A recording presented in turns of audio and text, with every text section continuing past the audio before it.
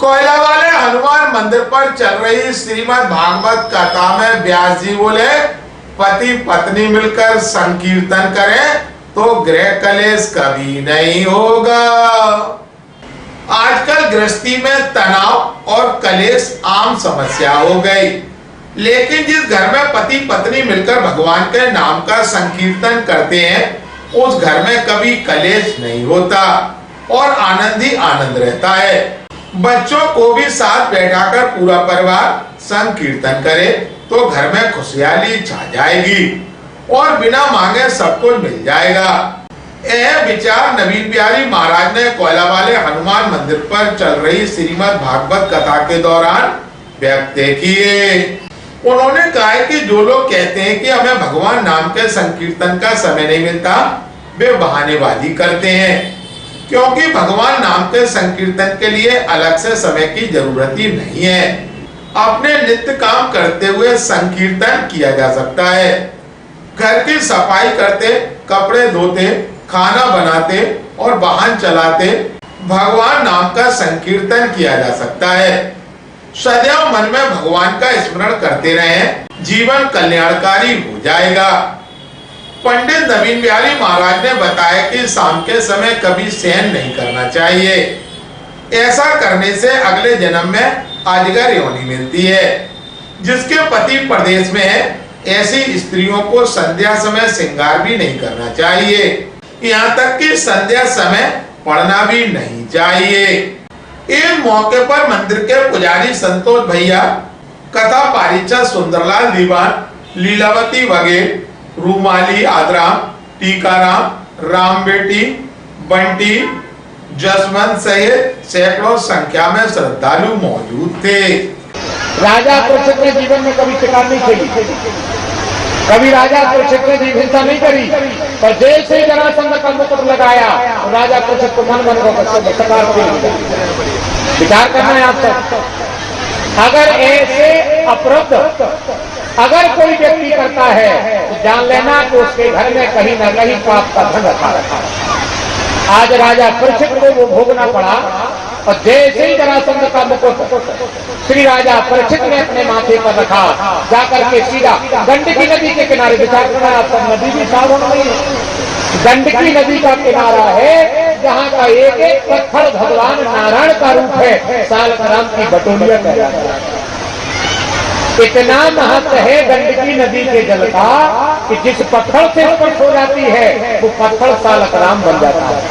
कंकड़ कंकड़ सालग्राम। और हम बड़े बड़भागी हैं, एक ऐसी महा कृपा पात्र मैया जिनकी 16 हमारे मध्य प्रदेश में बनी है, ऐसी हमारी रेवा मैया, नर्मदा मैया है जो एक पत्थर को स्पर्श करते है तो अगर गंडकी नदी के जल का पत्थर अगर सालग्राम बन रहा है तो हमारी नर्मदा मैया का पत्थर भगवान शंकर बन रहा है। ये बड़ी सौभाग्य की बात है, बड़े सौभाग्य की बात है। किसी ने कहा है नर्मदा का हर एक कंकड़ साक्षात भगवान शंकर। इसी प्रकार का जल से झुका हुआ पत्थर साक्षात सालग्राम। इसका क्या कहोगे? तो जीवन में कभी अपने घर में तुम्हें वो थोड़ा सुख दे दे, पर तुम्हारी आने वाली पीढ़ी को कष्ट होगा। और उसके भगवान ने कहा है कि परीक्षित जैसा राजा नहीं बच पाया जिसको भगवान ने गर्भ में दर्शन दिया। बात ये थी। अब लोग बात बढ़ा देते हैं कि कलयुग ने संग बलवाया है। मजाल है कलयुग की जो राजा परीक्षित से संग बलवा दे। जो कलयुग बिना राजा परीक्षित की आज्ञा के राज्य में प्रवेश नहीं कर पाया, बिना राजा की आज्ञा से ऐसा प्रतापी राजा था राजा परीक्षित, जिसने एक पल के लिए तो समय को रोक दिया था। कलयुग भी बिना राजा परीक्षित की आज्ञा के राज्य में प्रवेश नहीं कर पाया। तो क्या पाप मुकुट से सना हुआ था जो मुकुट आस्ती प्राप्ति का पिता था जरासंध, कंस का था ससुर। उसका धन पवित्र नहीं था और आज उसी का उपयोग राजा परीक्षित ने कर लिया। और देखो तो साहब ऐसे धर्मात्मा राजा का मौत से सामना हो गया, सर्प के काटने का श्राप लग गया। सर्प डाला महात्मा के गले में, मौत मर गई खुद के गले में। विचार करो जरा आप, सर्प महात्मा के गले में डाला है और मौत के गले में पड़ गई। विचार करो जरा।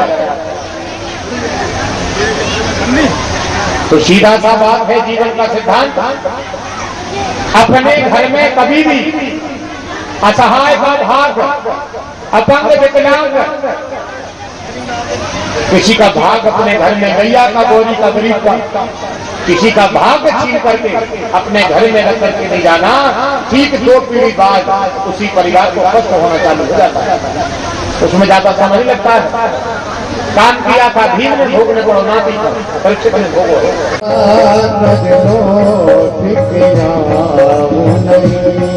मैं तुम में चित लगाऊं नहीं, मैं तुम में चित लगाऊं नहीं, प्रभु की मस्ती में रंगने को, मस्ती में रंगने को, हम तो संसार को छोड़ चले, हम तो संसार को छोड़ चले। तो जितने सियाने लोग यहाँ बैठे हैं वो समय कान खोल करके कहिए, जितने सियाने लोग बैठे हैं तुम्हारा घर में ये काम है, रोज तुम घर में सुबह उठो, दांतों मंजन इत्यादि से निर्वृत्त हो जाओ, नित्य क्रिया निर्वृत्त हो जाओ, स्नान निर्वृत्त हो, फिर घर में बैठ करके आप थोड़ी बहुत भगवान की चर्चा करो। घर के सियाने आदमी का काम है। अब सियाने आदमी जो काम नहीं करें, सियाने आदमी तो दुनिया की बातें करवा लेते हैं, जमाने की बातें कर रहे, इतने आगे हैं जिसका पार नहीं है, और भाव भजन उतने से चित्त नहीं लग रहा। व्यक्ति, हर घर के सियाने व्यक्ति का कर्तव्य है आप घर में बैठ करके रोज भगवान का चिंतन आराधन अपने परिवार को आप कराइए, अपने परिवार के लिए नित्य भगवान की लीला कथा सुनाइए। जितनी सियानी माताएं बैठी हैं, आपका भी घर में कोई काम नहीं है, आप भी अपने घर में रोज भगवान की चर्चा करो, नाती को, बहू को, बेटा को, परिवार को सुनाओ। रोज आपके घर में अगर सत्संग और सत्य की चर्चा होती रही तो भागवत का पहला प्रसाद तुम्हें प्राप्त हो जाएगा। सो तब व्यास कहा, तुम्हारी मौत बन जाएगी, तुम्हारा अगला जन्म बन जाएगा। तो सबसे पहला काम है श्रोतम व्यास कहा, भगवान की कथा को सुनना है। जो दूसरा नियम बताया है उसका नाम है कीर्तन व्यास कहा, ये दूसरा है। दूसरा जो काम है वो है कीर्तन। अब जिनके घर में कीर्तन नहीं होता है उनके घर में अब कीर्तन हो रहा हो। कीर्तन मतलब विवाद, कीर्तन मतलब झगड़ा, कीर्तन मतलब मितव्ययिता, कीर्तन मतलब घर में खटास।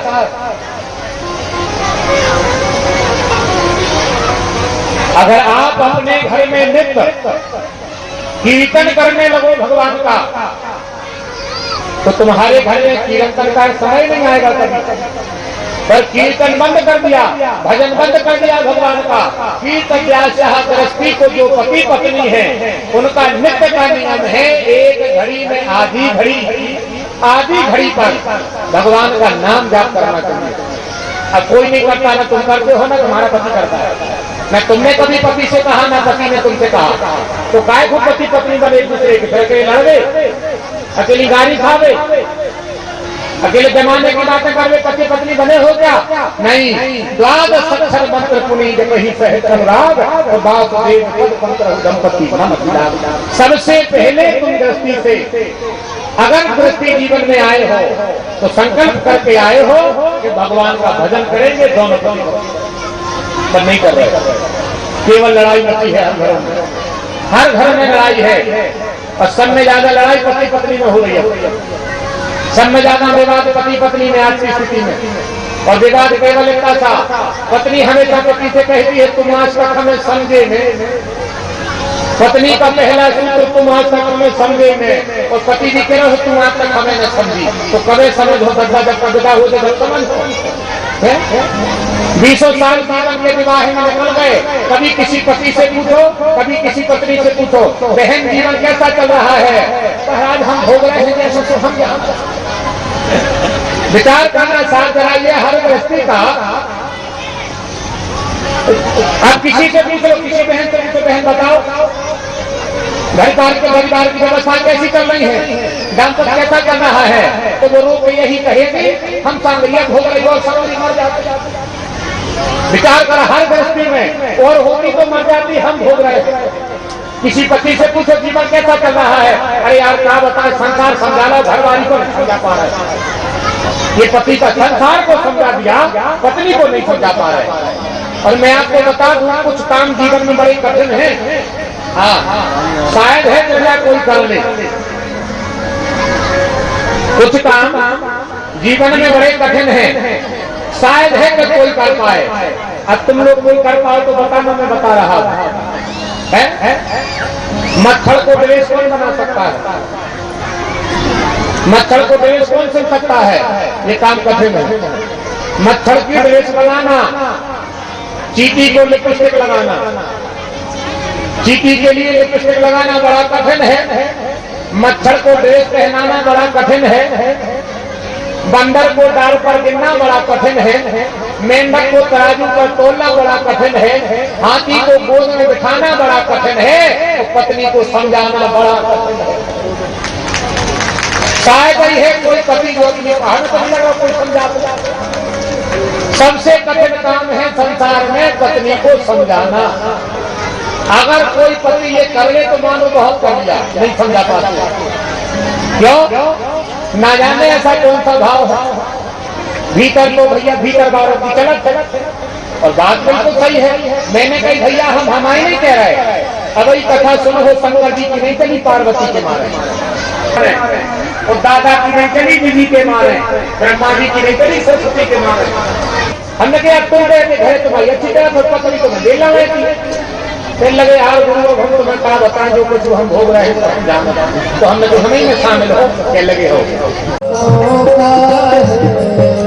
आओ जरा सब मेरे साथ इन शब्दों का अर्थ लगाओ जरा, अपने जीवन में क्या निकल रहा है। आप जब गाओगे तो तुम्हें अच्छा लगेगा।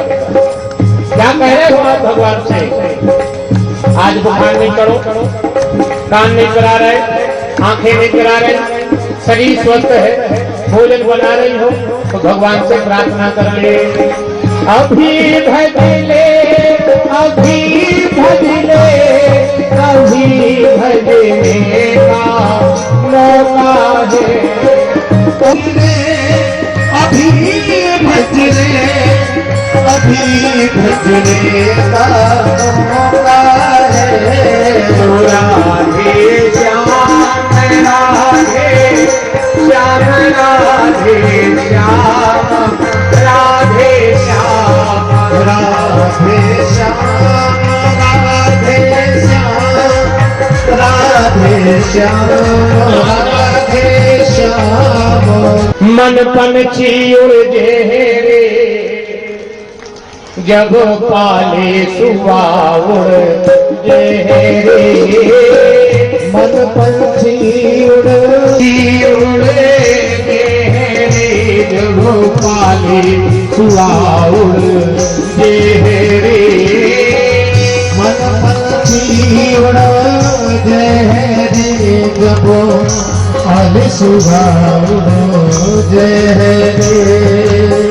धन दौलत और माल खजाना, धन दौलत और माल खजाना, मोरो नलना उदके ना जागे सकी, धीरे जुलैयो पालना मोरे मोर नलना उदक ना जाए सकी, झुलियो पालना। काहे को पलना बनो है, काहे को पलना बनो है, काहे को पलना बनो है, काहे को पलना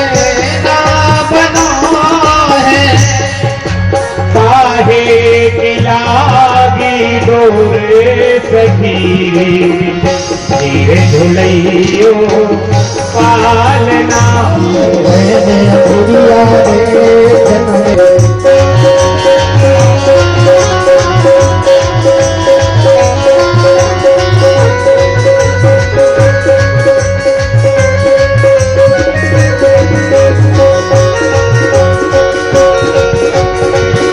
कन्हैया रे जन्मे तुम्हारे कन्हैया रे कन्हैया रे जन्मे तुम्हारे कन्हैया रे जन्मे तुम्हारे कन्हैया रे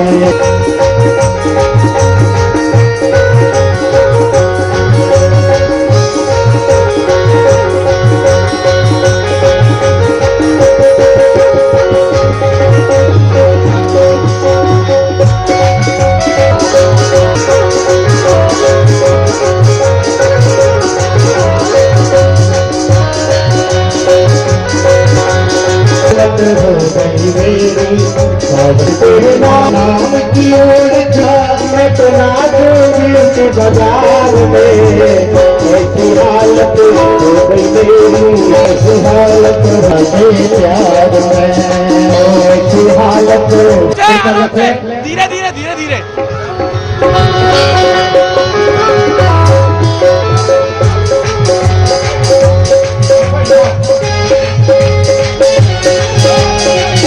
को सौभाग्य मिलेगा।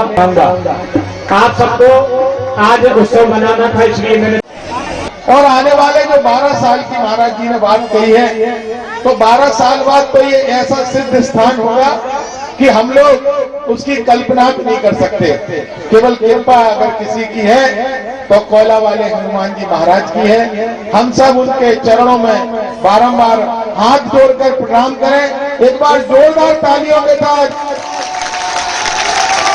और एक बार कोला वाले हनुमान जी महाराज की एक बार बोले महाराज कोला।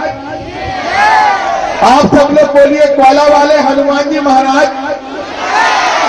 हमारे घर में सुख समृद्धि धन की, हमारे व्यवहार की, भाईचारे में कभी भी कमी नहीं आने देना। भंडार सदा भरा रहे, ऐसी हम कोला वाले हनुमान जी महाराज से हम सब लोग प्रार्थना करते हैं। बोलो कोला वाले हनुमान जी महाराज की। सब आरती उतारो मेरे लालन की माती सोमती करत आरती माती सोमती करत आरती मेरे घर लाल गोपाल की सब आरती उतारो मेरे लालन की मुख पर लाली गुलालन की सब आरती उतारो मेरे लालन की कंस ने कंदन जय जय बंदन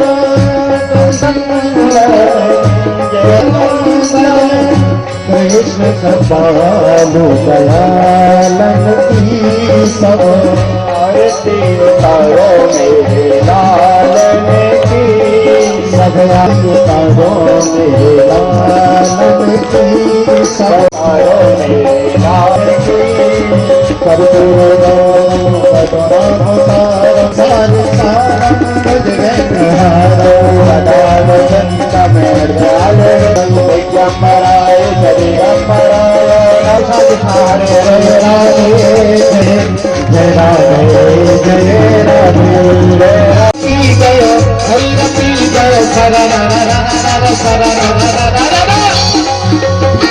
राश्याम सपने में आयो, राश्याम सपने में आयो।